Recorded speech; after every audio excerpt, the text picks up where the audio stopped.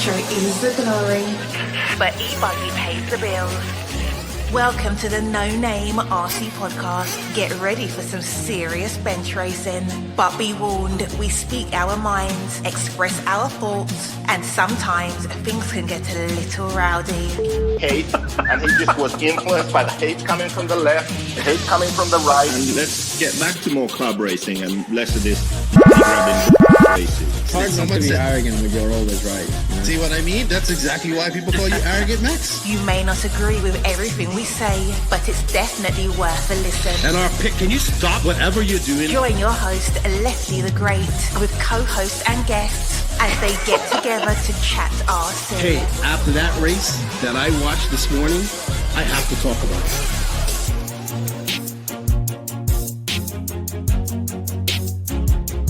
Here we go. $100 right here, $100 throw. Oh no! I like this.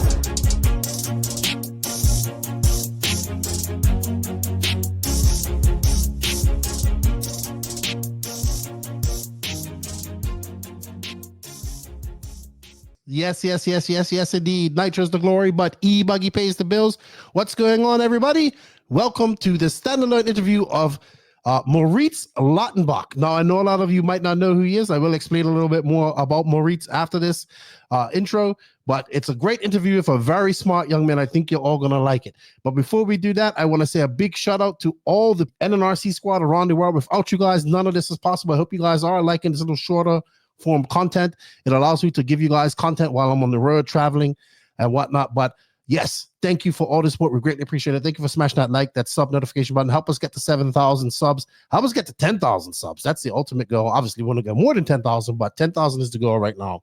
We greatly appreciate you guys supporting. Every sub makes a big difference. If you're listening to us on the audio side of things, come over and hit that sub like notification button on the YouTube button. I know a lot of people don't like to watch podcasts, but it definitely helps us out. And we're definitely obviously focusing more on the YouTube side of things, but also on the other side, leave us a review. We greatly appreciate it. Big shout out to the patrons of the NNRC. We can't do this without you guys. Thank you for all the continued support. And if you wish to support the NNRC a little bit further, you can financially. And we greatly appreciate it. It helps us out. It definitely helps keep things going. You can do that via the NNRC Patreon or YouTube membership. We have links for that in the written description, as well as links for all of these companies that support us. We have affiliate links. We have coupon codes that can save you some money. Just let them know you heard about us, heard about them on the No Name RC podcast. They are J Concepts, High Tech RC, Sidewinder Fuels, Latara Racing, Invisible Speed, ML Toys, Side Piece Racing, Hot Race Tires, Elite RC Productions, RC Project, Mayako, Techno RC, Beach RC, Racecraft USA, Clinic RC, and Get Shit Done Coffee. Don't forget to get yourself some of that. It definitely helps us out. We also have affiliate links for some of our other companies like Call RC and all these cool companies in here that you can save some money. We greatly appreciate it. A big shout out to our drivers, David Ronafalk, Robert Badier, Alexander Hagberg, Matty G, Peku Ivanen, Una Hutton, and Mason Fuller. And a big shout out to all of RC out there. We greatly appreciate it. So Moritz Lautenbach. So Moritz and I recorded this podcast quite some time ago. Recorded, I think, prior to me going to the Florida Carpet Championships. I told him it's going to be some time before it came out. I wasn't planning on being this long. Since that time, Moritz is actually not driving for S-Works no more. He's now driving for X-Ray. Moritz is the son of Jürgen Lautenbach, the owner of LRP. And he's a very smart gentleman. He's still in school. He told me about quantum computers and quantum physics. If him and Max got together, the science nerd that will come out of them would be incredible. And he's a very smart guy. He loves RC. He's doing RC. I see he also traveled down to Mumbai, India. I know a few people that have been to it. It's like a big tech fest. I get invites to it too, but I never go.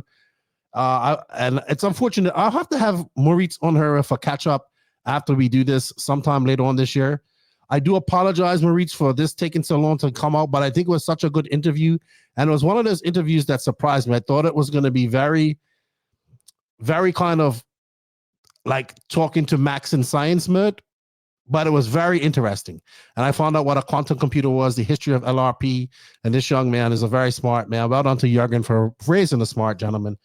And thank you, Moritz, for your time. And I do apologize that this took so long, but here we go. Our standalone interview of Moritz Lautenbach, the son of Jürgen Lautenbach, the owner of LRP. Joining me in the virtual studio is a gentleman that I know a lot of people probably don't know who he is, but I had the pleasure of meeting him last year, as he reminded me, at the Florida Carpet Champs, which I'm absolutely looking forward to going to here in a few weeks, actually. Is the son of Jürgen Lautenbach, the Lautenbach, I think that's how you say it, the owner of LRP Electronics. Moritz, what's up, Moritz? How are you? Hi, Keenan. I'm doing well. How are you doing? I'm good, man. I'm chilling. Are you going to Florida next month?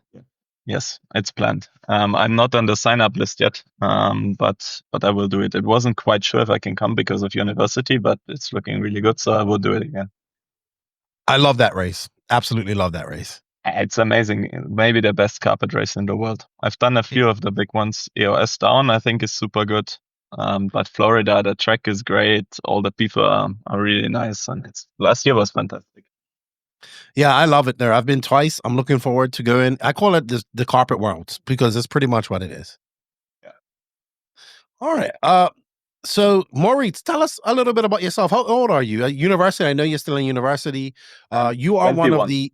You're 21. Okay, so you're still a young man, but you're European. Europeans seem to be 21, but really like 28.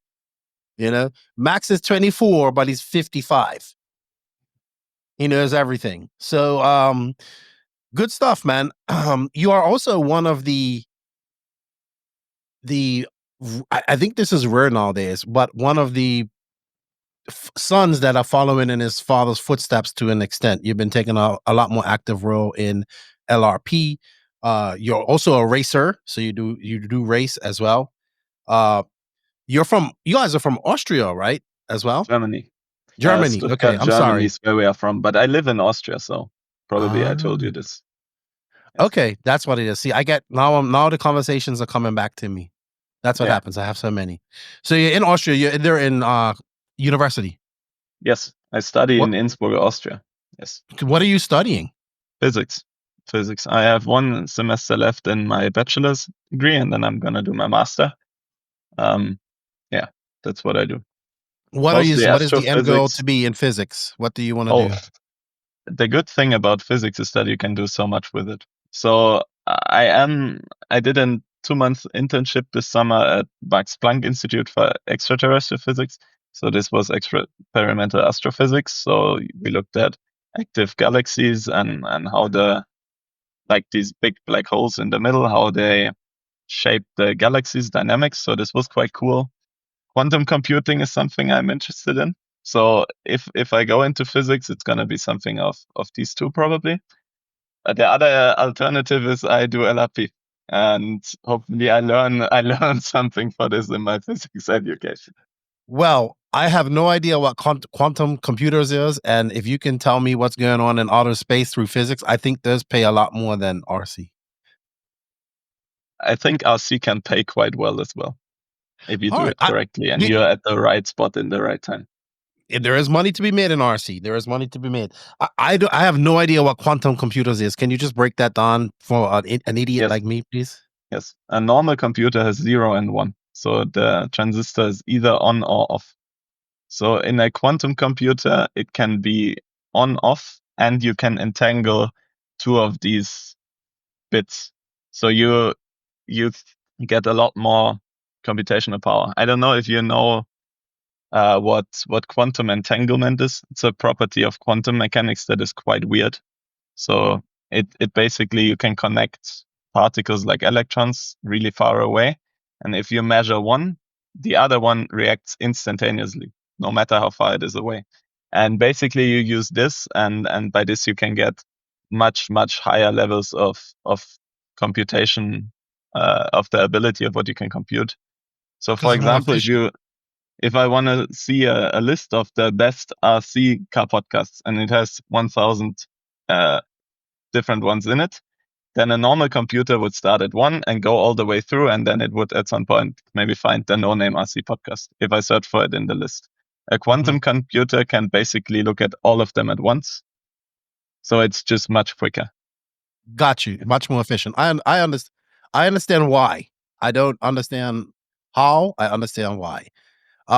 Dude, you just probably went into the ultimate science mode we've ever had on this podcast.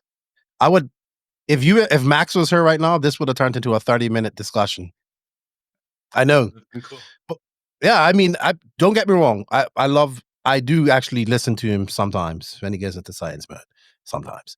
But yeah, sweet. So I guess did your love for all this start with LRP? Like, did you grow up around that type of stuff with your dad? I think it's not really related. A friend of my dad, he gave me when I was 12 or 13 a book of Stephen Hawking for Christmas. And I think at the time it was probably a bit too early. But I read it and I liked it and I got into it. And with YouTube, there is so much really good Yes. content on, and I started watching it. And then after I finished school at 18, I thought, what am I gonna do? And then physics had the two actual benefits that it's interesting and it will pay you well if you finish it. So I started it and liked it and continued doing it. Awesome. It has now obviously there's lots of physics in RC racing. Now, how do you apply what you learned to that? Now I'm getting into science, man. So let's switch it over to what we're here about, RC and your racing. How is your physics helping you out? It helps a lot to understand stuff like roll centers, what actual kinematics work, like how the arms are, how the forces apply. To be fair, the best thing for this is the Invisible Speed book. I don't know about the course, but the book is so good. If I had this when I was 13, I would have saved 2 or 3 years of learning, at least. Really? It has everything what you need to know. And this It's is coming incredible. from a physics major person. You know, it's funny because it is I haven't read it, but I've listened to what JQ said so much, right? And I think that instead of probably spending money, the book probably costs like $100 if you order from him. It's maybe cheaper in America. I think I bought it and it I have was heard 70 euros or something. Yeah, I have heard nobody say anything that they dislike it. Like people use it as a buy. People, knowledge is there, right? This is the thing. Joe Rogan said this. He says knowledge right now is like music was in the 60s. So he said in the 60s, there was like a really big musical revolution. Everybody was doing all this type of crazy music, and it was like a free form of expression and learning and knowledge. Because knowledge is like that now because it's at the fingertips of everybody, right? With a computer. And when you can, people have to, that book right up there, that's up there, right there, that's a lot of knowledge. That's 20 years of knowledge in RC and trial and error in a format that people can understand, everybody. And even the online course is great too. So we're going to park it. We're going to plug it. Invisible Speed. You can find the links for that in the written description of this podcast. This man says it's good, and he studies physics for a living. So people need to get knowledgeable. Like, stop copying everybody's setup and learn it. That will save you. Lead a man. You can teach a man how to. This is how they're saying you can teach a man how, you can give a man some fish or teach him how to fish and eat for the rest of his life. Same thing with RC. All right. Moving forward. So you are in university. Have you been able to manage your race life in university, or did you have to take some breaks? Well, I guess, how did it start for you? That's a better question. How did it all start for you, like racing? So racing was in our family a big part always. Jürgen would always travel to the Worlds, and LRP TCM at the time was the biggest touring car race in the world. So I was there as a kid when I was 3 or 4 watching the racing. Jürgen would bring sometimes the RTR cars we made as LRP home. I would test them, see what breaks. There's some funny stories. When I was 3 or something, we were also distributing HPI. So I had one of the really small HPI cars, and I drove it around the street all day. Crashed it, went to Jürgen, said, "Oh, it's broken." He would either fix it himself or get someone to fix it, and then the next day I would go on again. And then I was racing at LRP TCM in the rookie class, where you had to run some RTR touring car. I did this when I was 5 and when I was 6, I think. The thing was, I didn't practice so much because Jürgen was super busy and couldn't take me to a track. And I was not really good. I think it was 15 drivers and my best was 8 or something. So Jürgen considered me to be quite pointless, and I didn't do that much racing, probably because of this as well. And then when I got older, I wanted to do off-road, and we had an RTR car, LRP Twister. It's rear motor, and he told me, yeah, I need to run this, and then when I get good results, I can switch to a more modern mid-motor buggy, because it was coming up at the time. I think this was maybe 2012, 2013. No, I forgot something. Before this, I did another race in the off-road rookie class, and I won the first race. I didn't practice. I went there and I won. So Jürgen thought maybe I'm not completely talentless, and I had the opportunity to do a bit more racing. And then I raced like once or twice a year when I was maybe 10 or 11, because I had a bit of an illness, so I couldn't do more at a local club. So it was maybe 40 drivers in the stock category, and I never quite made the main. I think I did it for 2 years. So it was 2 races a year, 2 years, like 4 races, and I couldn't make the main with the rear motor. And then Jürgen went to the Robin Hood Euros and came back and told me immediately, okay, I was a bit hard. They are even running mid motors now on clay. So for Christmas, I got the Schumacher KF2. Because Michael was a team driver of ours, so he sent me some setup I should put. And then I used this at the same race, and I finished second at the first meeting. And then I went to this was 2016. And then I went to another race and did some practicing. And then we also started to distribute AE at the time, and the B6 came out. And this was when it really started for me. And then I was doing as much racing. There's Florian Kappes, you will probably not know him. And he took me to all the races with his dad. And this is how it started. So you aren't completely talentless, as Jürgen thought. Apparently not. In the beginning he thought, but I think now he doesn't think so anymore. You know what I find strange for me is that you call him Jürgen and not dad or father. Well, I only do this when I speak to him about him in the third person. Okay. Because it's mainly because at the races everybody calls him Jürgen. Right. And if I speak to maybe someone like they don't know who your dad is about him, and he speaks to him, and then it's always Jürgen because it's the easiest. Yeah, I get it. This is why I do it in the podcast, but of course I call him dad. Always will do. It's much more efficient, that's for sure. But that's German, right? Efficiency is key over there. But I guess so. You grew up racing. Now, how involved in the family business was you? Did you have any interest in it growing up? Yes, always. When I was small, when other people put in their like the books where you put some stuff for your friends, maybe like what was your hobbies or what is your favorite animal. There's the one I found quite recently when I was moving to Innsbruck and I cleaned my room. I found one and I put, what do you want to be? I was 4 and I put LRP boss as my dream job. Yes. So you grew up. I was involved in it. All right. So you grew up like working at the workbench with your dad, asking him questions, doing that type of stuff. I mean, at the time it was a really big company, like more than 60 employees. I think 85 at the peak. And we did a lot of RTR stuff as well, like helicopters or something like this. And I was really into that. When we got a new one that we wanted to test and sell, I got it home and I flew it around. And one time I flew around in the garden and then it started to burn. So it flew in my neighbor's garden. And I went upstairs and told my mom that the helicopter burned and fell into the small pool my neighbor has. Good thing it fell in the pool. Yes, I landed it in there. I could still control. So I was always involved in it. Oh, that's very interesting because like I have a son and a daughter, right? And my son really has no interest in RC. He likes it. He went to a race last year. He raced and he did some club racing. He liked it. Mind you, we don't have a place here either. He's into gaming, right? If you put a controller in his hand, he'll enjoy it.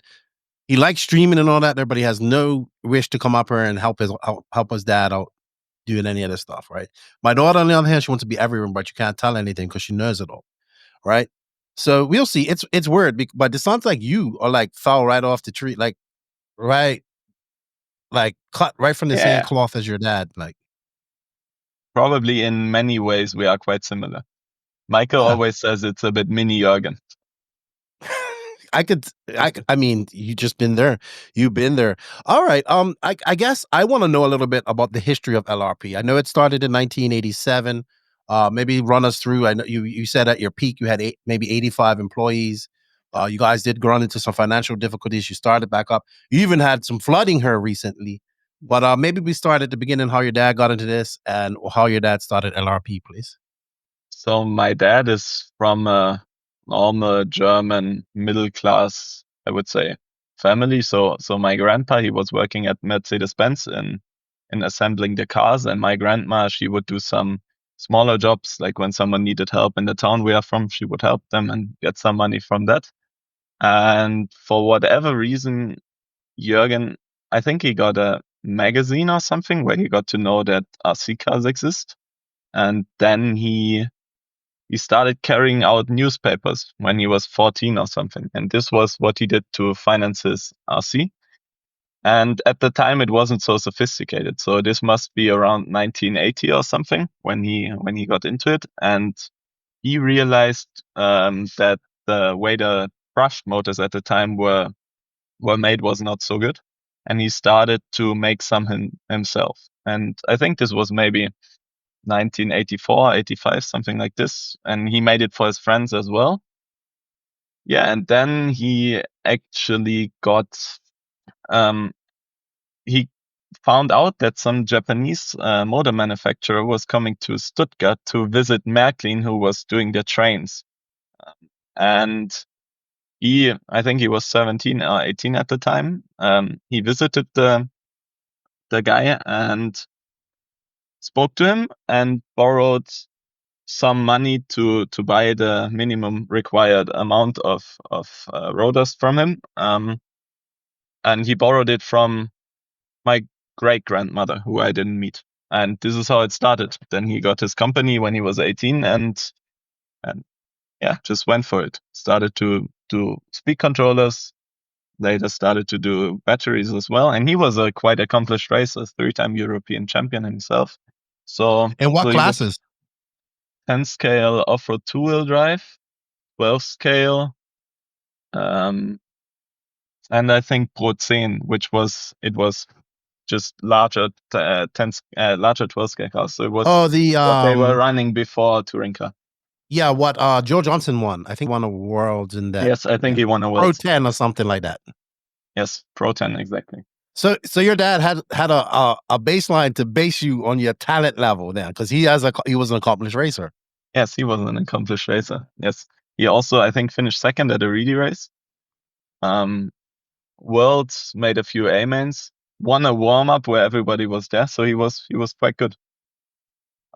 Really good actually. Awesome. And he obviously took chances because at 17 years old, he ran and he chased his finished his school like the highest level possible in Germany, and then his father wanted him to work at Mercedes-Benz, which would have for sure been the safe route, but he never wanted it, and so he decided to try and make a living out of RC.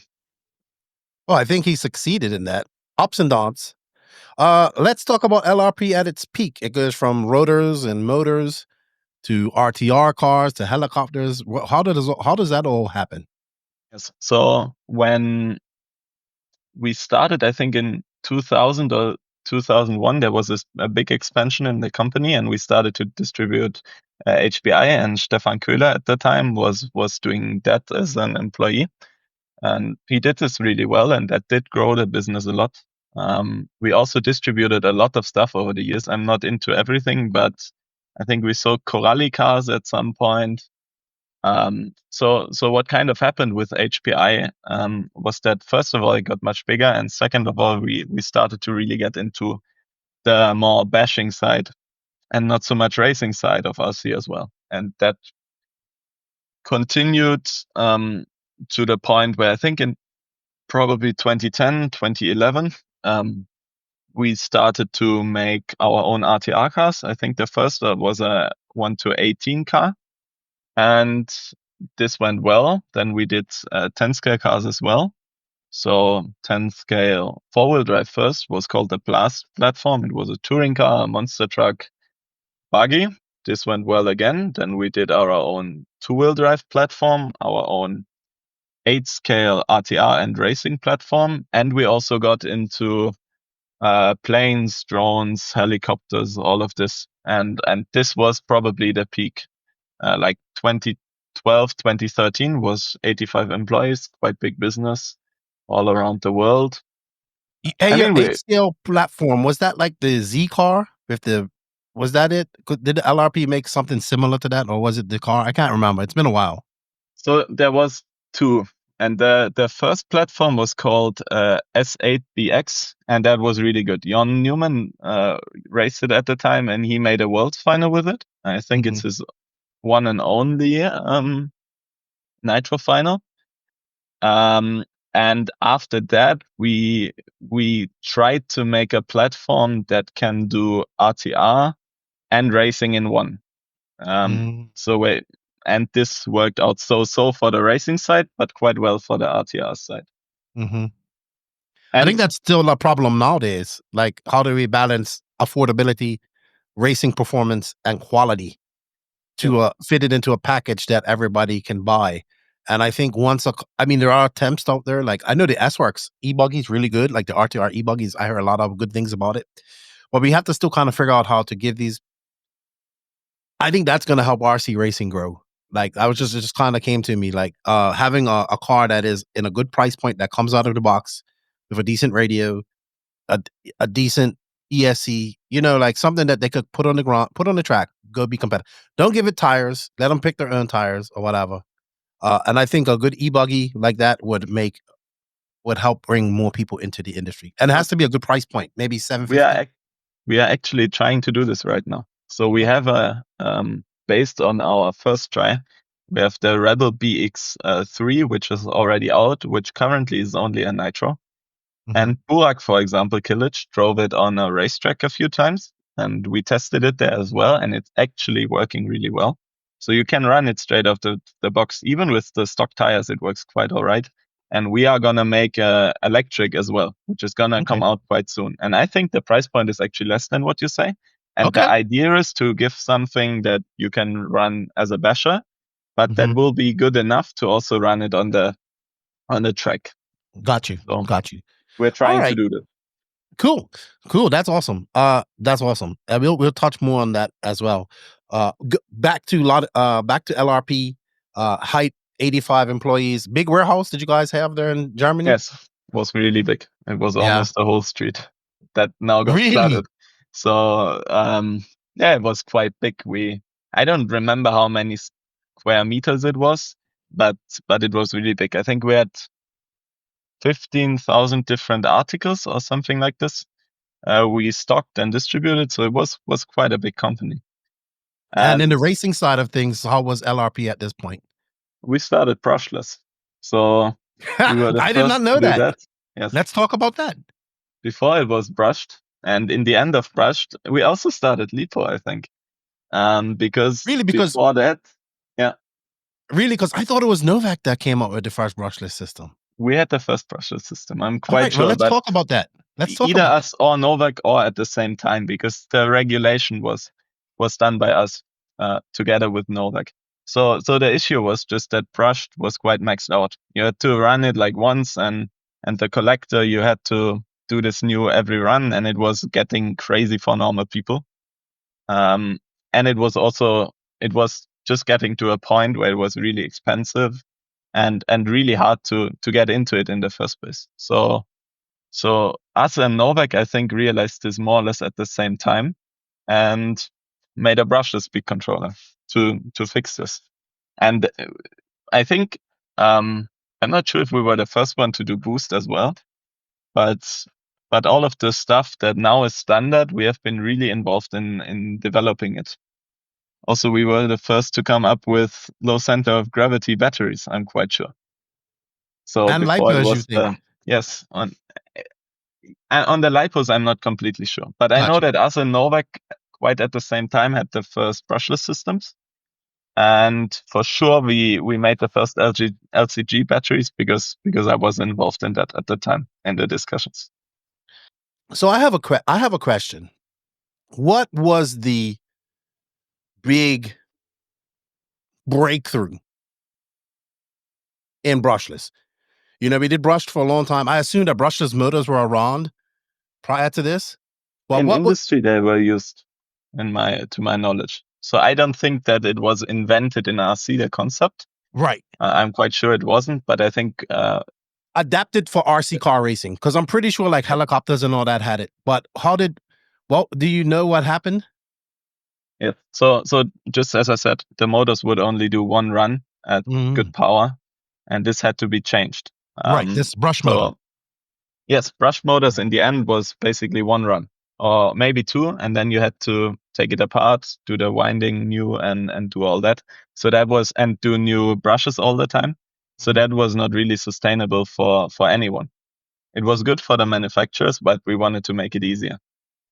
And I think we started probably in 06 or something around that. We probably started to develop it, and I think the first time it was really around at the big race, but I'm not too confident on it. But the first Worlds where it really changed from brush to brushless was the touring car Worlds in Bangkok. There's that legendary video of Atsushi Hara versus Mark Reinhardt. I know sure that you video. watched it RC Racing yourself TV's as video. well. Yeah. Crazy. And that was when touring car was like the shit. Like still the shit. At that race, it was 10 out of 10 speed controllers LRP on Oswan in the final. Really? Impressive. So that was, I think nobody ever did it before, and I'm confident nobody will ever do it again. Amazing. I remember when the brushless came out, Ernie Paretti, may he rest in peace, he was so against it. I remember he wrote this big article like about it and how it's bad, it's going to ruin the industry and all that type of stuff. It has absolutely done the opposite, because I believe I read that. Now, somebody probably going to say, no, you didn't read that, Lefty, but I think I read it in a magazine. I think I read it on the internet, something way back in the day. It has revolutionarily changed the industry. Like, somebody told me the other day, I want to go back to brush. I was like, no, you don't. Nobody wants to do that. You don't want to lathe motor comms and put new brushes in and you want to plug and play. I think it rejuvenated 10 scale. It has created the new e-buggy, e-truggy, all this type of stuff. This whole basher crowd where we have, these big 8S systems and all this type of stuff. If it wasn't for brushless, we would have none of that. Like, I was at a basher event and they were showing me motors the size of this, and it's insane. The technology, and it's still pretty much cost effective, right? It's really better in almost every aspect. I mean, even the drivability now is probably better than brushed ever was. So yeah, it's really good. And I would have to double check with Jürgen if we were the first ones to do it in RC, but in competition RC, I'm quite sure RC. I'm quite confident we were, but I can double check. Yeah, I'm sure somebody that's listening to this will come in and say, no, it wasn't. It was this person on such and such date. But yeah, probably there was some guy in his garage who tried it first. But yes, but we were the first on industrial scale, I would say. Okay, all right. So LRP, big warehouse, 85 employees, and then we run into some issues. Maybe let people know what happened. Elaborate on that. Yeah, I can go into this. I think 2017, I think in May or something, we filed insolvency. So administration, I think, is the English term. So the reason we did that at the time was triggered by HPI insolvency, which was roughly a third of our annual turnover. And we were really surprised by this. So this was not something we really could have seen. Maybe in the hindsight, we shouldn't have let it get that big and important for us. But also we did it for more than 15 years very successfully. So that I think triggered basically a big amount of turnover to be away. And in Germany, there is a rule that you have to basically, if I now stop selling anything, I need to be able to cover my expenses like staff and all of this for at least 2 years without selling anything. And this was, to my knowledge, no longer guaranteed. And if we continued and it would have worked out, obviously no one cares. In case it would not have been worked out, this would have very likely been an issue considering legal stuff for Jürgen. So, I mean, I remember the time was quite terrible for him because he built it all up and then it was finished, at least in the So this status is it when was. this is when so we're clear. The 2017 when HPI. HBI is, but were they still connected to HB Racing, or the HB Racing Yes. already? Right. Yes. I think I'm not sure when the HBI insolvency was. I think it was 2016. So then there was a process of buying it. We were also involved in doing this, but someone else paid a lot more for the whole thing. And then I think it split up to HB Racing, which Team Orion, so Philippe Neidhardt bought, and Ripmax bought HBI. This was all quite at the same time. We were also doing a lot of drones and stuff like this. And I think there was also some issues with the sales of this not being the same as the years before. But this was really the trigger. Wow. How long did this take, like from start to finish? I think it was finished in mid 2018. I think the new company started mid 2018. Okay. So you guys file for insolvency and then revamp, restructure, and I guess a lot smaller now. Yeah, much smaller. Like how many employees now, smaller warehouse, all this type of stuff? How many employees is a good question. I would say it's 5 to 10, dependent on how you count people that work like 50%. Got you. Part-time workers. And how did your dad handle that? Like, how does he refocus, restructure? Because that sounds like a very sudden blow, right? And something that came from the way I unexpectedly. experienced it, I was 14 when it happened. I was never scared, like that he would not figure it out, because before the years were really good as well, and there was no immediate threat to our Got you. family, in the sense of not having food on the table. So this was always not that much of an issue, but I was also involved. I remember we talked a lot about how to continue. What I actually forgot was there was a investor process, which we we didn't immediately file administration, but we were searching for an investor after the HPI thing. I think it went really far with a Chinese company. I cannot disclose who it was. Then but in the end, the terms didn't work out. It would have not made sense to agree, and we instead built a company, or mainly Jürgen, built the companies from scratch again. So yeah, let's talk about that. What was the focus on this time around? First focus was just to do competition products. Okay. This was the idea. To speed controllers, motors, batteries, and this is what we did in the beginning.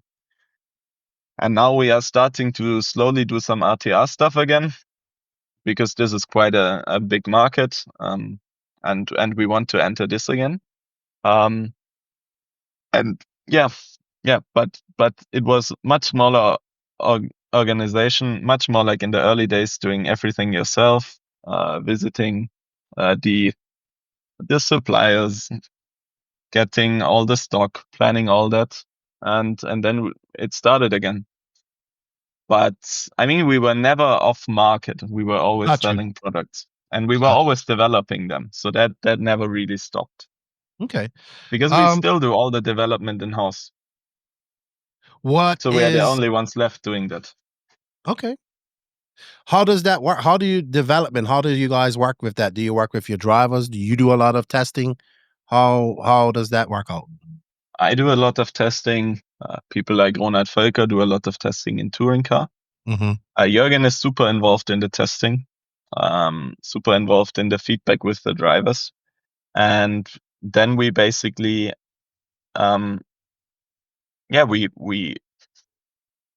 we decide on the track what we want to do.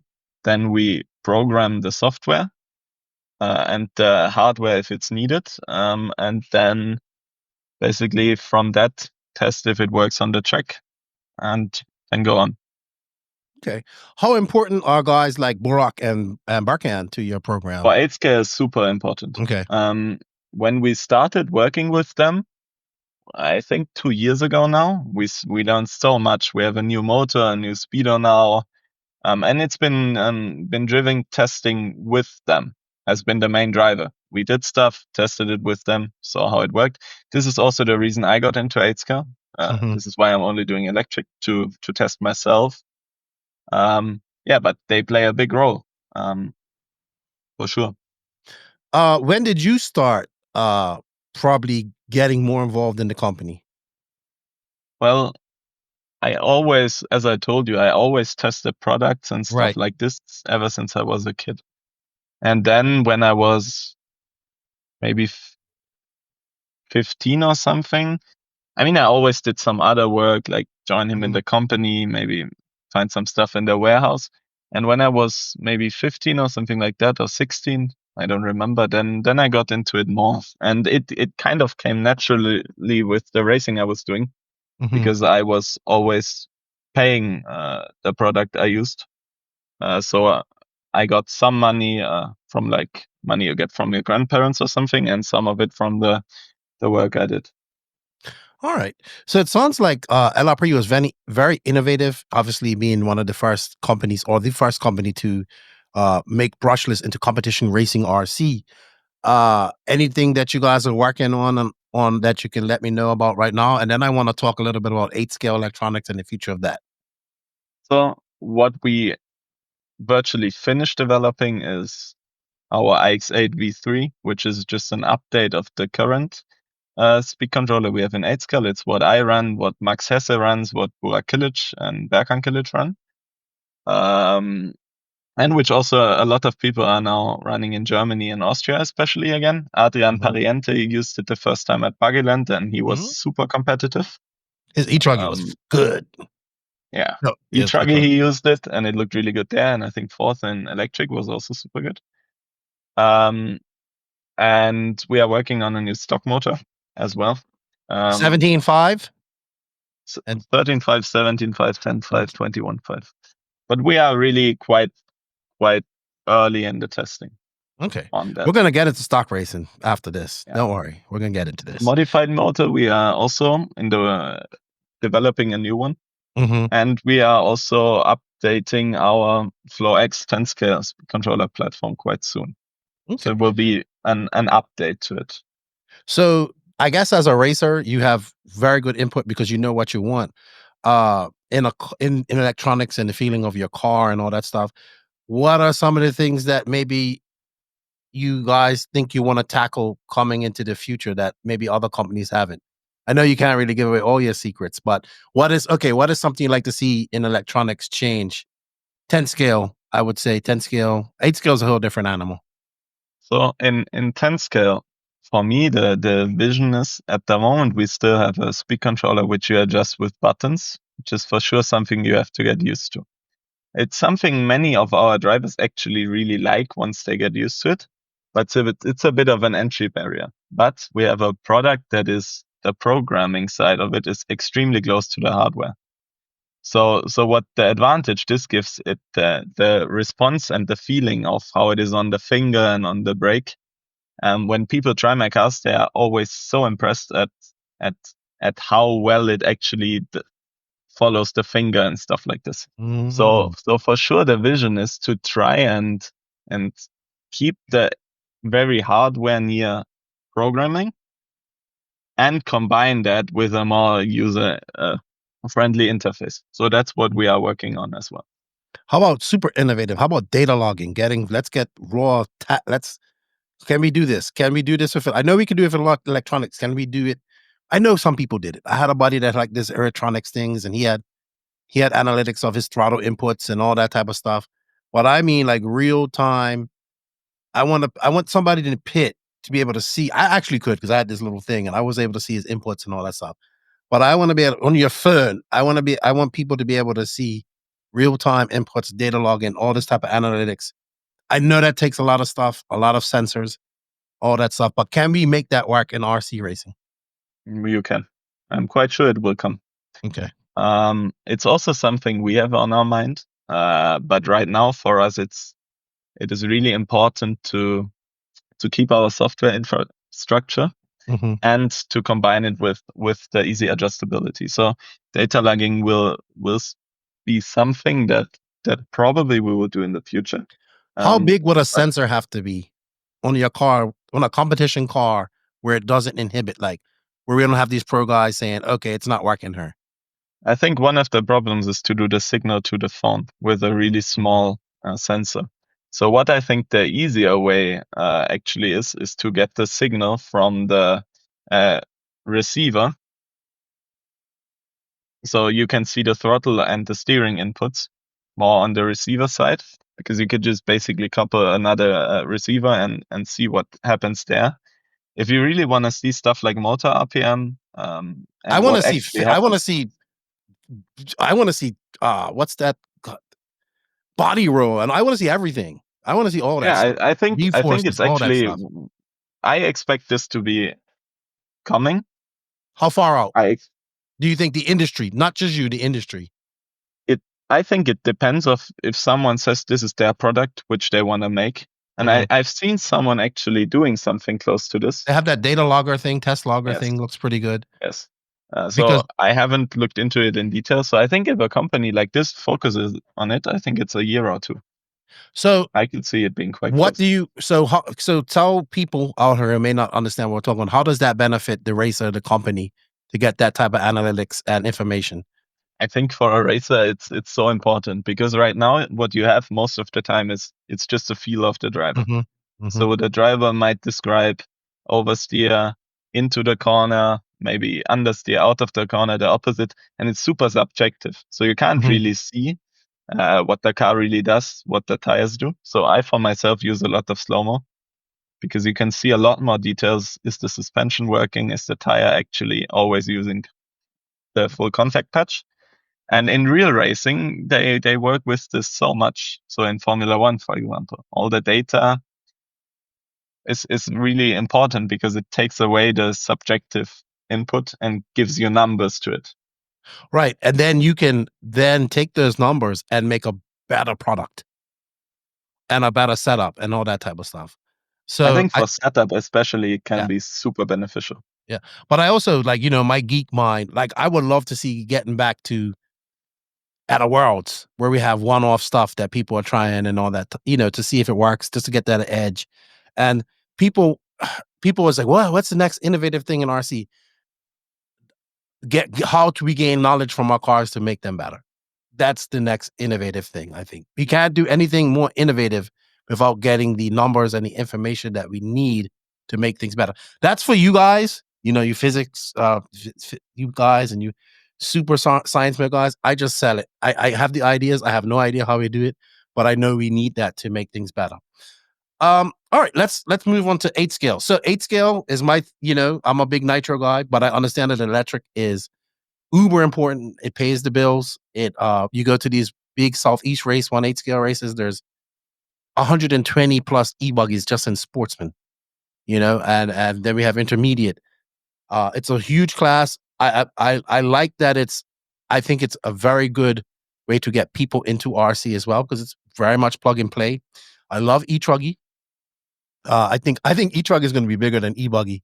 I know I'm a nitro guy, but I think e-truggy is gonna kill nitro truggy to an extent, which is fine. That's gonna be kind of like it could go smaller, but I heard these guys, why I love nitro racing, pit stops, all that type of stuff, longer races, and then we heard the e-buggy guys talking about they want pit stops too, which I don't fully agree with, because I actually like smaller sprint races, I think 15 minutes would be great. Like two or three 15-minute races. And I think honestly, as a viewer, I don't want to see people clamming around trying to put batteries in. And it takes away something that makes e-buggy accessible for everybody, and that is not needing a pit person, right? I do believe that the electronics is still, I think 8-scale electronics go through a lot more rigorous, harder applications than 10-scale. We're racing 8-scale.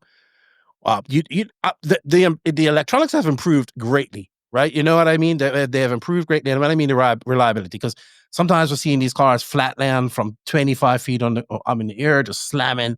Lots of things that can blow electronics and whatnot. And then, of course, we have people that say the feel. Like, you talk to a lot of these pro guys, the feel that they want. That's why some of these, like Drake used to run, or still does, runs a clutch on his e-buggy because it feels like a nitro car. What can you say about that? Like, what do you think about, first, let's tackle electronics, making them more reliable, making them feel better, more applicable to 8-scale racers? So our idea for our new 8-scale speed controller is that it's really plug and play, as you say. So the only thing, and I'm confident in saying this, it's also the only thing we do right now, is we take it, bind it to the receiver, and go. There's no spectacular thing going on anymore with the settings, because I think in 8-scale, different to 10-scale, in 10-scale we play so much around with brake settings, all the different throttle stuff. And in 8-scale, we have found something that for me, with the racing I do, works on the conditions I've run, and also for Burak, for example, in Berghain, it was also really, really good in Silver State. And they run the same stuff as they ran in Bischofsheim at the Euros, which was completely different conditions. So for the feel and stuff, I think we are really strong on this side now. Mm-hmm. And especially motor reliability, we have learned so much over the last 2 years, and the new product we will now make, I'm quite confident to say, will be really, really good on this as well. And I think it's important. I think 8-scale electric, as you say, is the best class to get people into racing. Mm-hmm. Mm-hmm. Yeah, you absolutely. build it with a setup out of the box. I can say this with my Mugen car because that's basically how I did it. And you go and you're competitive. If you can drive, it's not like 10-scale where all the details matter so much. The tire is important, put a reliable electronics, good batteries, and have fun. Yeah, you don't need boost and all that stuff in e-bike, because them things are fast, right? Them motors with 4S are fast. I think most drivers like a little bit drag brake to bring that engine brake feeling in. I know I did.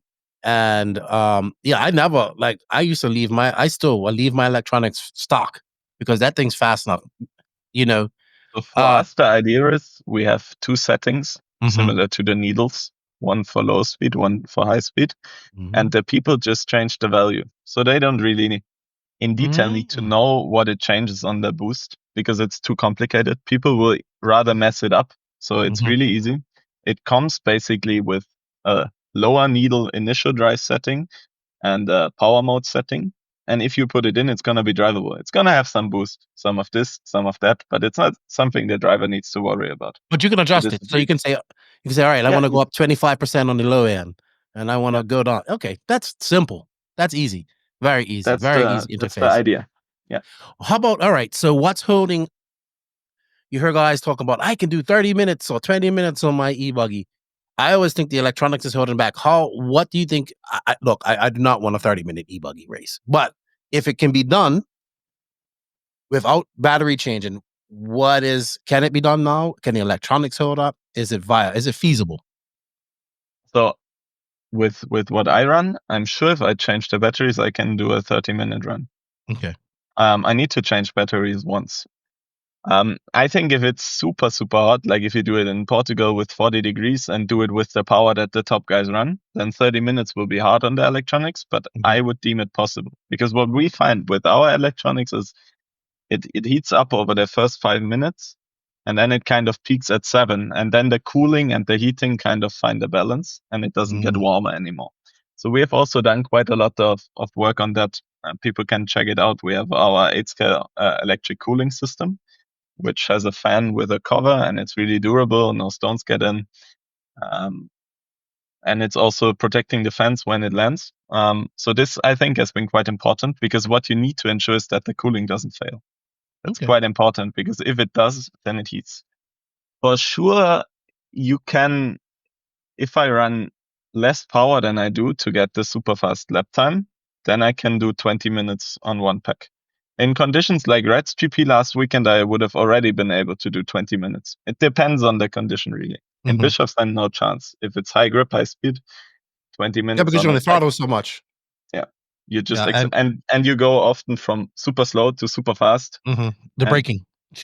So because that's what Max was kind of talking about the Euros tracker for the 10 scale Euros. He was saying that it's really not the full throttle, it's the hard braking after full throttle that strains the electronics. How true is that? It's true that the hard braking is something that heats up the speed controller a lot. Okay. True. All right, Max, you got one right. At the Euros, I wasn't there, but I was involved quite a lot with helping Misha, for example, with his settings, or Patrick Bremsthaler, who maybe is not as well known, but he also did really well, top 35. Pecco made the main on our electronics. So what we could see there was, especially with the two-wheel drive layout, the brake was a major issue. I mean, it was heating up everyone's electronic a lot. You could still run, but it was more of a thing than I would have expected before the event. Well, it was a lot of straightaways to 180s on carpet with very fast cars. No jumps. Not like carpet jumps. Not like carpet jumps at all. We had a good rant about that on show 299. All right. Let's move forward a little bit. Let's get into a topic that I think we're both pretty passionate about. I used to be the biggest hater of this class. I called them the Pink Pinion Crusaders. Hey, look, dude. Stock racing keeps 10 scale keeps 10 scale alive in the USA. Simple. It is. Look, I was like, modified's the only way to go. You know, these guys need to come up from stock. Stock. I kind of stopped looking at stock as a class where you can bump up from, which it still can be and still can be used for that, to it more looking like it's a class that, hey, you can just be good in that class as well. And I'm trying to, it's almost like, all right, I'll tell you a good example. I don't know if you're a motocross follower, but Martin Davalos stayed in 250 for like his entire career almost, you know, maybe went up to 450s near the end, but he was always battle on the 250s. That's where he stayed. That's where he made his money. That's kind of how I look at stock, right? It's the 250 class. It's huge. It's a lot of money. Like, I didn't realize how much money's involved in this. Like, that's why these guys don't want to leave, because they're making money, right? They're making money off their stock wins. But it's such a huge, it's such a huge class in the USA. I've come to appreciate it, not because it's very competitive, right? It gives guys who probably won't be a pro driver. Some of them will be, you know, but maybe one or two of them will go forward. It's very hard, and you got up to modified. If that's the goal that you want to chase, then you should be good. Modified should be where you're headed to. But I love it. I love the drama that comes with it. Like other racing where you can get caught cheating. I have fallen in love with stock. I've fallen in love with the personalities there, and I look forward to watching it when I go to these races. Now, you as a European probably do not agree at all with me on that. So I think if we stay with motocross, if you are Jed Lawrence, or believe you are, you're not gonna run 250 for too long. You will run 450 because you want to beat the big dogs. I agree with you there. I am not disputing that. I understand that argument 100%. I understand it. I agree with you. But I also like the stock thing, and I just think it's something that we have to embrace. So I agree on liking stock, and we do our own racing series in Germany, which is called the LRP Challenge, which is now mainly in southern Germany. And the stock classes are really popular. So what the situation we had there is, everyone runs our 13.5 motor in two-wheel and 10.5 in four-wheel, and our electronics. So it's the most simple thing. If you want to get into 10 scale, you run the one electronics, charge your battery, set it up once, and go. Mm-hmm. With open stock like it is in the US, it's a bit different because it's not as beginner friendly. Now they do have intermediate classes, sportsman classes, all independent and all these different classes. Yes, which kind of helps with this, I guess. But to get, for me, I see stock as a way to get into racing. And if this is the idea of it, then I think in the US it's too extreme. Because guys like Matthew Gonzalez, probably in their prime, were running stock, and he's a really good driver. I mean, he finished 30-something at the Worlds in hobby action. Or Doug, I think he finished one behind me or one in front in the US. So these guys can drive. And in the US, there's a big stock market. So I think it makes sense for the companies to sponsor them, and then they stay there. Mm-hmm. In the UK, for example, I think it is the best. Or for me, the racing in the UK is really good. You have a very healthy regional series. You have North, South, and all of that. So people have quite local races, and everybody runs modified. So what this really does is a lot of people just compete, don't run too crazy horsepower, compete at their regionals, then qualify if they are good for the nationals, get their F grading up, which enables them to do the nationals, qualify for the Euros. So stock racing isn't really a thing, and a lot of people there are new racers, get into it. It's a really healthy market. And in the even US, for 8 scale, even like the BRCA has their shit together on lots of things. They do a fantastic job. There's also no hate against the BRCA in the UK. It's the only federation that never gets any hate because they do a super good job. And they're still kind of archaic. But what I mean by that is I had to mail in when I was there and I joined it, you had to send in a mail. I'm sure it's different now and you got a card. But I remember being there, if you didn't have a BRCA card by your third race, you had to show that shit. So it means something. If anybody wants to see how a federation is supposed to work, that is probably look at BRCA. Martin Owen is running the 10 scale stuff. Yeah, the emperor of everything. The emperor of everything. Nice guy, common sense. Runs the series well. Nice regulations, not too much. Technical inspections, not too few. It's often the regional stuff like workshop. You have national level A-main drivers, also European A-main drivers. I went there a few times. There was an EOS there. You have a lot of people that just go there because it's one day. Mm-hmm. You have 2 practices. No one can prepare on the surface. So it's a really nice and fair thing that is quite cost efficient, which I think is something quite important. Absolutely. I actually think that this is the market that the USA is going to have to follow when it comes to tracks. And that's going to be semi-permanent tracks, carpet tracks. Because carpet is, in my opinion, dirt is going to be 5 years from now, we're going to have no dirt tracks. We'll have 1 or 2, right? But when I mean I mean the indoor clay tracks with slicks. There'll be some holdouts, but you're going to see more people opening up club type of track, which I think would be a good thing, and go into how they do it in the UK. I'm sure they do it in Europe.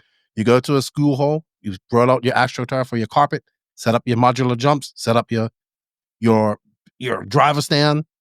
I've been there. I've been to Silverstone, yes, a few times when I was in the UK. It's so cost efficient. You have a different track layout each time. You can go in there and do a Tuesday night club race. It's the future. I believe carpet is the future of RC. It's promoting RC, even though I love Nitro and I want to promote with that. But I think things like the MKGP, that type of stuff, I think all of that stuff is good for RC. So I'm 100% on you with that. Let's retract it back to stock. So you guys in Europe, you do 13.5 in four-wheel drive and 10.5 in two-wheel drive. And Max was like, I think we need to adapt that because then you have the speed that you need. It kind of, do you think that eliminates cheating to an extent? I know you guys have Yes. your handheld controllers, and your handheld ESCs and handheld motors. I don't know, how is the other stock classes in the USA, in Europe? Is it the same? So at EOS, they run our LRP motors as well, with fixed timing, so you can't change it. Myself, I wouldn't, even though I was involved quite heavily in the development, I wouldn't know how to cheat with the motor, with the handout, because you would have to do obvious stuff. The speedo is open but blinky, so you can do stuff on the speed controller. It's a common misconception that you cannot optimize your speed controller just because it's blinky. The batteries are important. So this is also something where we are super popular in Europe with the Nosram and LRP batteries. But I think the 10.5, 13.5 fixed timing is actually quite good, because as Max probably says, there's not that much of a point to cheat, because it's quite fast anyway. Yeah, exactly. Which makes his point about having faster motors in stock. So for me, it looks like this. You probably mentioned it earlier. Europe uses stock as an entry-level, affordable way for people to race, which it should be when you're talking about stock racing, to an extent. When most people think stock, that's what they think. But in America, stock racing isn't that. It's a complete and total business. There's, it's two complete different industries, and both have their purposes, right? So absolutely, it's not that I mean, maybe I should clarify that it's not that I'm against US type stock racing. I just think that it's not the entry level class. No, of course not. That it is in Europe, and that's the only thing. It's a cool class. You can have a driving style for it. You can make setups for it. You can optimize your stuff, and it's fine. The question is just, what do you want it to be? Yeah, and I think in Europe they've decided what they want it to be, and in USA, it's a mix. It's not an entry level. It can be, because people can enter, like, you don't need everything for a stock car, but not everybody. Most people is going to get into 10 scale, might go around 21.5 or in the, like a little lower class where they have more the same competition. But I think what's happened with stock, what's really kind of pissed off a lot of people, is that it's actually kind of killed modified in the USA. So where you do not have the modified turnout at local club races, at that type of stuff. It's mostly stock, because because people are just comfortable, throw it on their car, put it out there, it works. I mean, some people even run their stock cars in mod. Mod is unfortunately maybe it's for the best thing. It's turned into a pro class only, which maybe we need. But the whole dynamic of 10 scale has something that 8 scale doesn't have for me. And that is, we have a pro class, which is modified. We have a stock class, or maybe we call it pro spec mod, right? Maybe we change the name, which is your up and coming level racer, what we have, but it's separated mechanically. In 8 scale, we don't have that. We have, I'm a pro, I'm an intermediate, I'm a sportsman. There's absolutely nothing really besides lap times, but there's no physical or mechanical difference. I can have the same car in sportsman as the guy in intermediate, as the guy in pro. That's what I like about 10 scale, and that's why I've come to appreciate stock.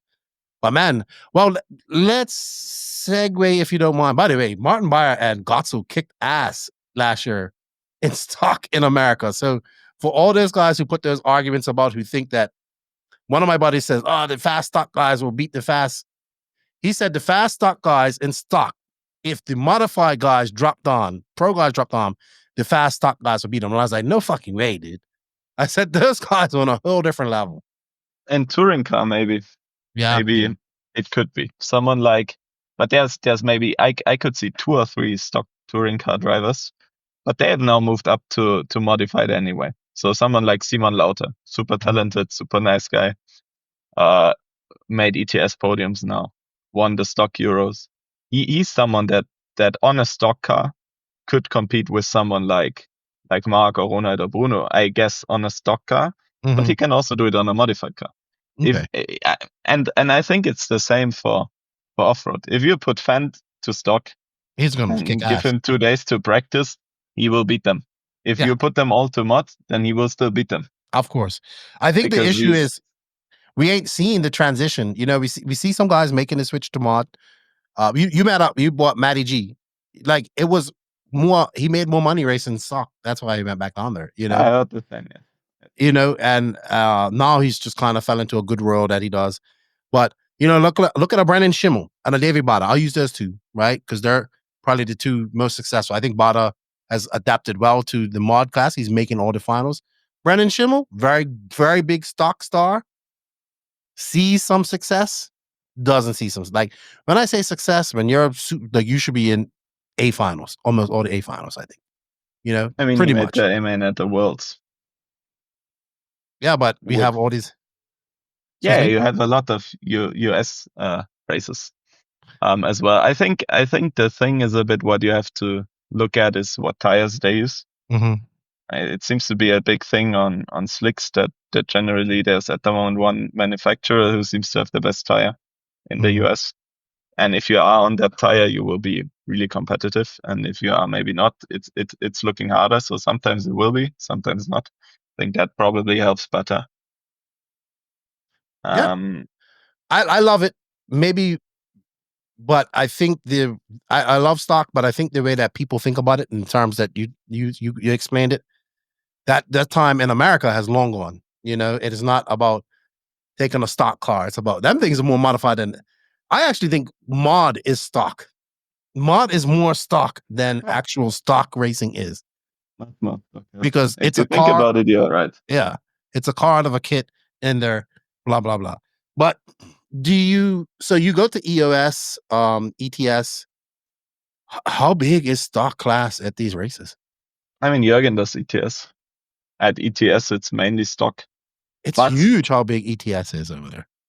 But they put ETS stock, pro stock, from 13.5 to 17.5 on a controlled motor. What this did is the really, really quick stock guys like Simon Lauter, LR Brock, now also compete in modified, or only compete in modified in the case of Simon at ETS.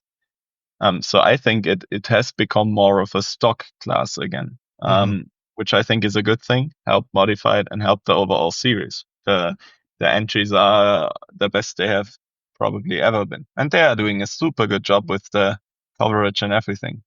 EOS, I think, has seen the same thing with our handout motors. I mean, in ETS, it's a different manufacturer, but it doesn't change the point that having a handout motor just makes it easy. And it helps because in EOS down, it was booked out maybe in 2 days. I think it's 500 something entries. It's the only EOS, right? Dawn. Yes. Why is that? It used to be so many more rounds. I'm the wrong person to speak about this. Okay. You have to ask the people that make the races. Got you. But I think it's good that down is still around, but it would be much better if more EOS would be around like it was in the past. Yeah, and then now you have Hootie with bringing out their series, which I believe is just a straight competition to ETS and EOS. Which is probably from a market perspective a good thing. I mean, if you have a monopole, that is never a good situation. If you have, well, you're forced to be better, right? You're forced to improve and be better. Yes. All right, cool. All right, let's talk about something I should have touched on, but I forgot. But you made it. You made it as batteries, or batteries, as you call them in Europe. Batteries. Lots of technology, lots of advancement. LiPo is still not the safest thing. I've had one, I had one blow up in her charging one time. What is the future of batteries looking like? I'm assuming lighter weighter, more capacity, lightweight, maybe a different type of battery. How's there's life? What's this? It's, there's a couple of different batteries. Give us your thoughts on batteries, the future of that, and what you think is going to happen. So I need to do this without giving away what we are going to do next. Okay. So I think it's going to be lower IR. So that is just something that just improving it will always help. More compact for the capacities, because there's no point of making a super high 10,000 milliampere shorty. Nobody's going to run it. So what we do is our 4200, which is enough to make every final you want to make, but as light as you can go. What we do is we have modified batteries and stock batteries. Modified maximizes the capacity with the weight. Stock maximizes the how low the IR can be. So we kind of tailor make the batteries so that for every application you actually have the exact pack which you need. For tense off-road, in our case, it's the 4200, or for stock the 3700. If you need the capacity, you can run the 6200 shorty. And for touring car, for example, we have a 5100 stock spec, which is super low, but still has low IR. So we focus on the cell construction development and packaging it in the case that it actually gives best performance on the track. And I think this will happen even more. If there is further improvements and you can make smaller batteries, then perhaps you can move them around more and put the weight where you actually want it. So I think it's going to go to something like this. How about an 8 scale? Because that's where I see the majority of things blowing up, catching on fire. So much more rigors, much bigger jumps, all that type of stuff. So I've never seen something happen in 8 scale, to be honest. I have. So what we do is, and I think that's an advice I can give to people, storage charge your packs. Dude, I've seen a car at PNB come off that big ass jump, land, and as soon as the marshal went to it, burst into fire. Then there are some other issues. But what I'm generally saying is storage charge it after every race. Do not charge it with silly amps. Check the manuals of the batteries. For us, it's 3C is what we recommend as maximum. I think that's a general rule of thumb. That's good. So then for someone landing a big jump at PNB and the battery failing, shortcutting, whatever, then this is manufacturing issues. So there is a reason why so many people choose to buy more expensive packs in Europe. It's also starting in the US because they last you longer and you will not experience these things because the price of the product also, at least we try to focus on that a lot, is that it is reflected in the quality as well. So it lasts a long time. It lasts longer. Yes, much longer. Yeah, I got you. So I myself for practice use 2-year-old shorties in off-road. And I could take some from the warehouse if I wanted to, but I don't need them.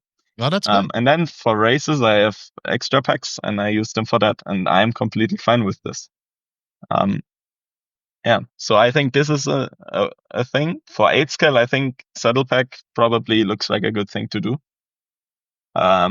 We have done mid-shorty packs, which are in between shorty and long packs. So they exactly fully fill the battery boxes of, for example, the associated car. But they are quite low. So I think this is another thing that will be good for 8 scale. But my general advice would be to treat the packs also in a good way. Storage charging them. I know it's annoying. You're finished with racing and you want to go home, but do it at the track. It's going to take 10 minutes. Do it, and you will have significantly less issues. Sweet. Good yeah, stuff. maybe something we didn't get to at all was my own racing so far. Let's talk about maybe that. That's something that could possibly be interesting as well for the because you're no guys slouch. who do not know me. Let's talk about it because you're no slouch on the track either. I mean, I race S-Works 10 scale and Mugen 8 scale. The reason for this is quite simple. I used Schumacher 10 scale before. They didn't have an 8 scale, and Apo Kilic offered me to run the Mugen car. Then I left Schumacher after 7 or 8 years to go to work on the S-Works 10 scale program, and I didn't want to break my word on the 8 scale. So this is the situation of why this is the way it is. And I'm mostly a 10 scale racer.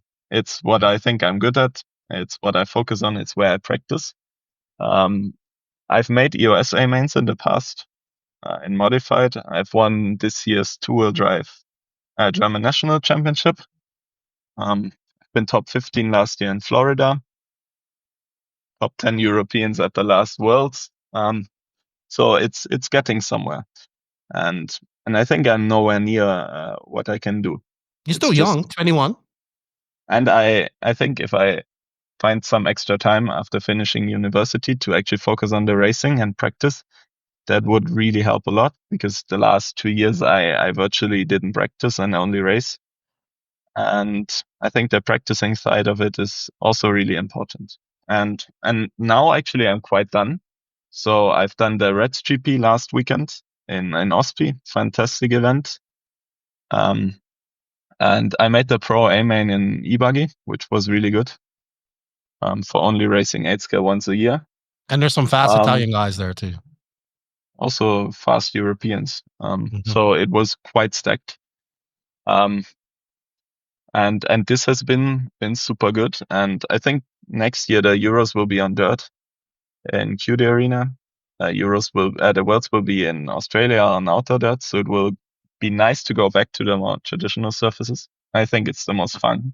I think it's the best for racing as well. And I really look forward to that. Will you be in Australia next year? Yeah. I plan to do the World. What do you think about that track? That amazing. I think that's the last time we see a Worlds on the track like that, outdoor dirt. I hope it. I have the big hope that it shows people again how good it is, and it rejuvenates it a bit. What's your realistic? What's your goals for Worlds next year? I mean, in the US, I didn't do warm up or anything. I was 42nd. Most likely, Australia will be slightly less Americans, and I might be able to practice there. So I think top 30 is really the goal. That would be good. Will you go to Australia just for the Worlds? Or will you go prior to the Worlds? I don't know yet. The idea is to go prior to it as well, and maybe spend a week at the track and test. But I have to see if I can do it. I mean, it's a financial thing. It's a thing of time. So I really have to see. Time. And I want to make I want to improve my so far best Euros result in Svenska. I think it's been top 25, but I think there should be more possible. Will you do more? Will you ever do any nitro racing? Anything like that at some point? So I actually tried it in Osby. So I used a very, very old used Nostra motor with a super old exhaust, old servos and stuff. So it was just the old car from my friend. And I raced and I liked it. It's really cool. But the thing for me is it's too time consuming to do it. It takes a lot of work, a lot of maintenance. Yes. It just takes maintenance, preparation to actually do the race nicely. And for me, it's more about focusing on something where I can either really help the company, like in 8 scale electric, or where I'm good myself. And I don't have time to do 8 scale nitro to the same level I do 10 scale. And if this changes, then I will do it. But I have to see how everything develops. What is your thoughts on some of these drivers now? Like let's talk about a guy like Ongaro. I know he's more of a nitro guy. He just won. He's won multiple European championships in e-buggy. He's a 3-time world champion. He went over to fucking the Worlds last year and just killed it in 4-wheel drive. What do you think about a guy like that in art? I mean, David raced for us for many years. Yeah. He won his first Worlds 2018 with our motor when we were also selling AE. Or we signed him for AE, and he's extremely talented. His dad and him are at their absolute A game, focused on themselves. He has strong support from a tire manufacturer in 8 scale. I personally use Hot Race, and I think it's for normal people, especially for those who buy the tire. It's a really, really good option because you get what you want. Nicola is also an amazing guy. Yes, he is. Super nice. Very nice guy. So, all right. Well, what I wanted to say is he goes to a 10 scale Worlds and dominates 4-wheel drive, and it just shows how good he is. And he's in the 2-wheel drive final too. You know. So I think it's very impressive. Who has impressed you the most though, out of all these up and coming racers? Who do you like going out there and watch race and saying, I want to race like that guy? I want to be like him. On one lap, Brock Champlin is the best I've ever seen. overall mentality, preparation, everything, Michael. How dedicated and good to one class, Ronald Völker. Without any doubt, he's a bit too underrated because he didn't win. He only won one touring car world, but he dominated touring car for so many years. And people like Fenton Mayfield are crazy good as well. Bruno, I forgot. But for me, it's really from the professional side of it, it's Michael, and from the raw speed over one lap, it's Brock. Okay. I mean, I have to agree with you on Macau. He's very professional. He's really good. Like, I think we have to throw him into one of the best. Like, I think he's one of those drivers that can race anything. Nitro too. You know, I watched him at the Worlds in 2022, and I was like, man, he doesn't even run this class. And yeah, he's a good. I like Michael Macau, and yeah, all them guys are all good people. Like, you know, it's amazing to see the talent, but Europe right now has a lot of young talent coming up, especially in the 8 scale side of things. I'm I not think too 10 scale as well. Yeah, well, of course, you have guys like Carab. You saw Ben Mohammed, who's still very young and fast. It's pretty impressive, and they're all running modified. Ain't no stock races there, so they're coming around No modified. stock racing. Everybody is forced to compete with the big dogs, and also gets the big benefit of competing with the big dogs, because the most competition is gonna drive the most performance as well. Absolutely. What class are you running? You're running modified at Carpet Champs? Yes. 4-wheel drive and 2-wheel drive? Yes. 4-wheel and 2-wheel. Good stuff. All right, maybe if you want to know the goal. Yeah, what's your goal at Carpet Champs? Because Carpet Champs is a hard fucking race. So last year was my first actual real race with S-Works, and I finished, I think, P20 and 2-wheel, P15 and 4-wheel. So goal is for sure to have now learned the cars and improve the result. It's quite simple. That's all you can do. That's all you can do. Hopefully, I wonder if like Mika and all them guys are coming. Jürgen, Mika. Micha's coming and Jörn is coming as well. Nice. Jörn, maybe because you asked me about the drivers that impressed me the most. Jörn Neumann is absolutely a candidate for that. I'm very underrated. He didn't have, for whatever reason, the results in the last couple of years to show how good he is. On AstroTurf, on his day, he's the best in the world in 10 scale. Still, you could see it at the Euros yesterday. He won 5 out of 5 qualifyings in 2. Somehow he didn't win the event overall, but he is someone I should have mentioned, because for me he was, when I started in Germany, he was the top dog. He still is most of the time, and he's unbelievably good. I don't think there's been any the Killich brothers, but he and Jorn's been doing this for a long time, and he's able to do multiple different disciplines of RC. Very underrated. He doesn't look like he's aged one bit. He still looks like a young kid. He's been around that long. Yeah, I mean, he won his first Euros when he was racing at 13 years old in Italy, and he was racing for 4 years. So it shows you how much talent he has. And he's also nice. I mean, I used to work with him at Schumacher, now at S-Works. Helpful guy, nice guy. And I still believe he has got what it takes to win everything in 10 scale. But we will see how it goes in Australia for him, for example, how the Euros go on dirt. But I still believe he's absolutely world class. I wouldn't argue with that at all. I wouldn't argue with that one bit. How about up and coming racer? Who you think's gonna be really good here in the future?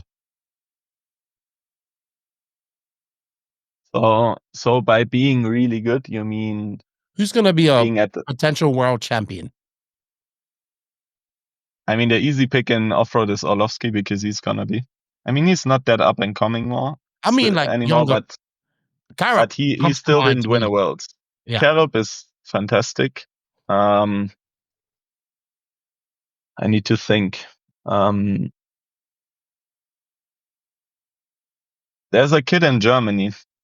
His name is Henry Fauser. He's, I think, 11. And he still races stock. He is, from natural talent, the best I've seen at that age. If he sticks to it and races internationally, I think he can be good.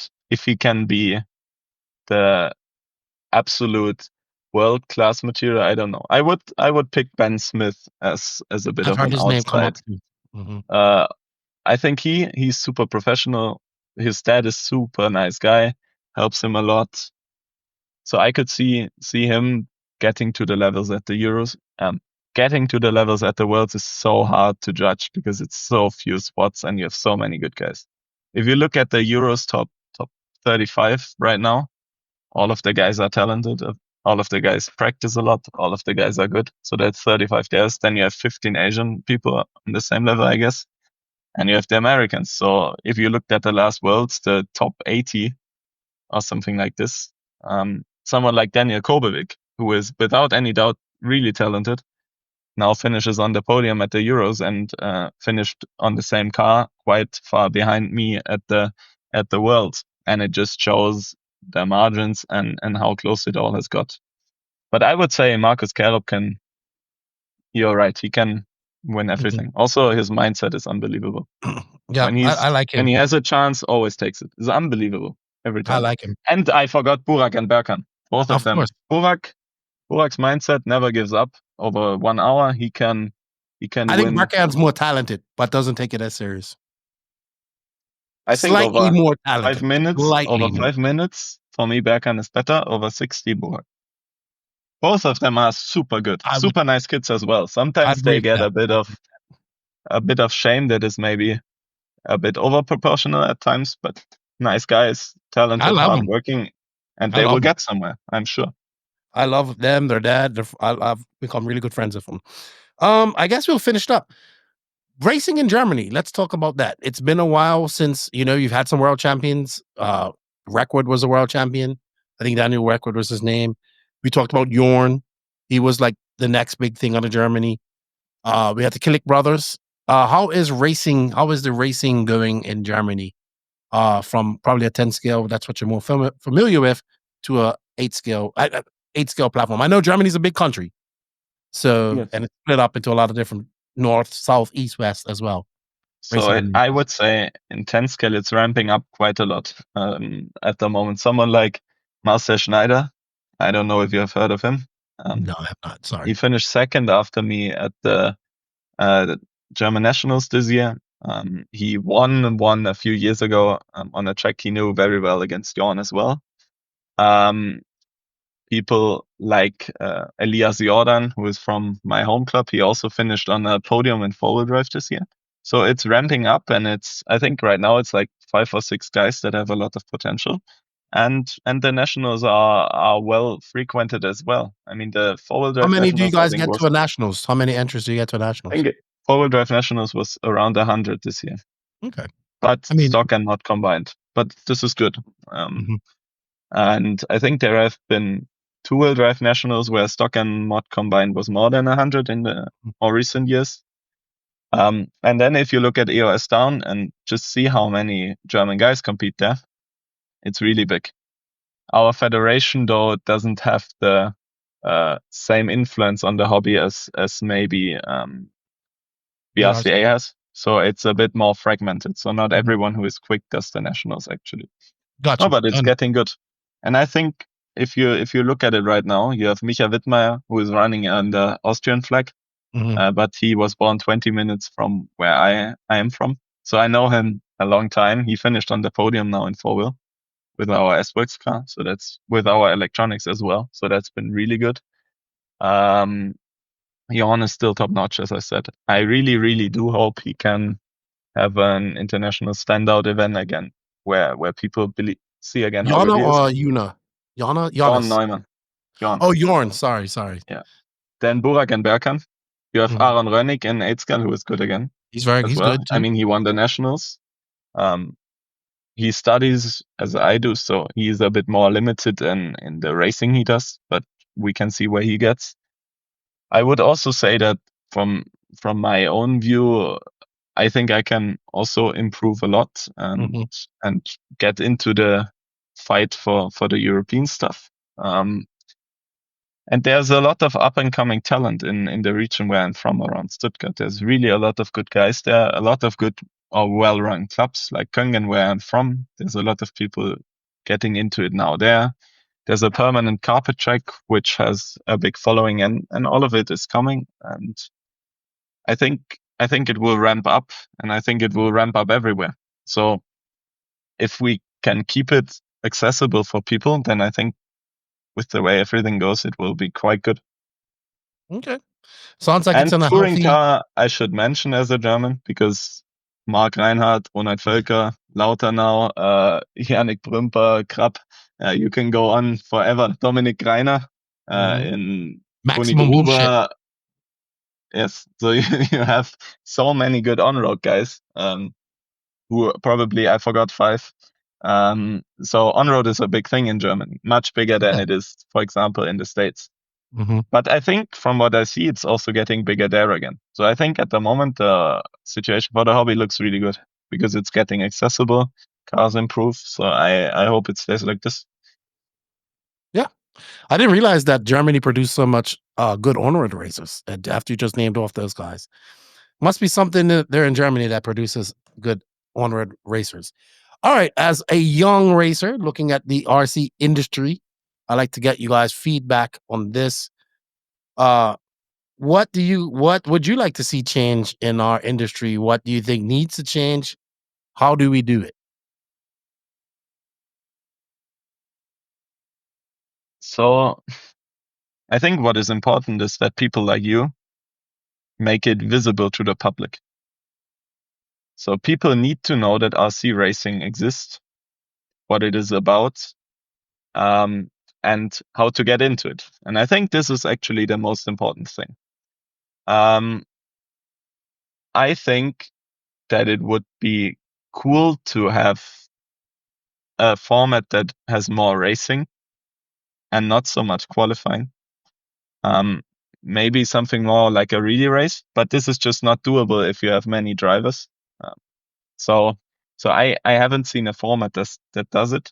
RCGP tried, which I still think was a cool thing and could have and maybe should have worked out. So for me, it's mainly people need to understand what it is about, get into it, needs to stay accessible. And then I think it has a bright future ahead. And we need clubs that get people into racing, have the tracks where people can race at. AstroTurf and carpet is easy because of the tires, no sourcing, throw it on, go. They are quite long lasting. And I think if we can go to a system like the UK and have enough races so that it supports itself with the F ranking, someone running it as well as there, then I think the competition that it creates will also drive very good kids who then get amazing drivers out of it. But I don't see, for me, there's nothing crazy that needs to change. It's really good how it is. Yeah, but I mean, I agree with you on the point that a lot of people don't know what we're doing, right? And we need to figure out how to grasp attention. So we have the tools. We just need to start using them. Like social media is the biggest tool we can use. That's why we just got to keep throwing stuff up there till it sticks. Something's gonna stick, right? And I mean stick. I love having all these nice refueling videos. That's cool, but I want to at least give me a lap of a good race on one of these bigger. Give me a minute, yeah. I think we just need to keep pushing content out there in the algorithm. We think we're doing a good job. We think we're doing a lot, but we aren't.